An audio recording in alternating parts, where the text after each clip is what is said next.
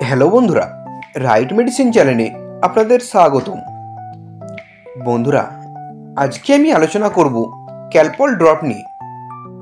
এই Calpol drop শিশুদের ডাক্তাররা কেন দিয়ে থাকেন, এটি শিশুদের কতটা পরিমাণ খাওয়াবেন ও কতবার খাওয়াবেন তা সঠিক জানার জন্য এই ভিডিওটি শেষ পর্যন্ত দেখুন। বন্ধুরা, আপনি যদি আমাদের এই রাইট মেডিসিন চ্যানেলটি সাবস্ক্রাইব করে না থাকেন তাহলে সাবস্ক্রাইব করে নিন। বন্ধুরা, এই ক্যালপল ড্রপটির মধ্যে আছে প্যারাসিটামল 100 mg পার ml। এটি ম্যানুফ্যাকচার করেছে জিএসকে ফার্মাসিউটিক্যাল কোম্পানি। এই ড্রপটির দাম মাত্র 30 টাকা।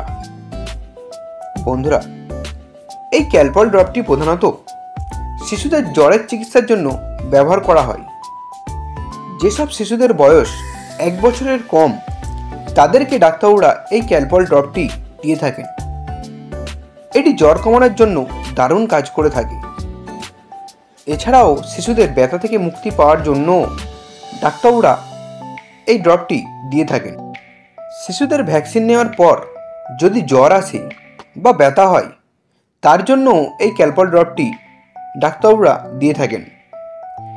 এই ক্যালপল ড্রপটি কমন কোল্ডের জন্য ডাক্তাররা দিয়ে থাকেন। শিশুদের জ্বর সর্দি ভালো করার জন্য দারুণ কাজ করে থাকে এই ক্যালপল ড্রপটি।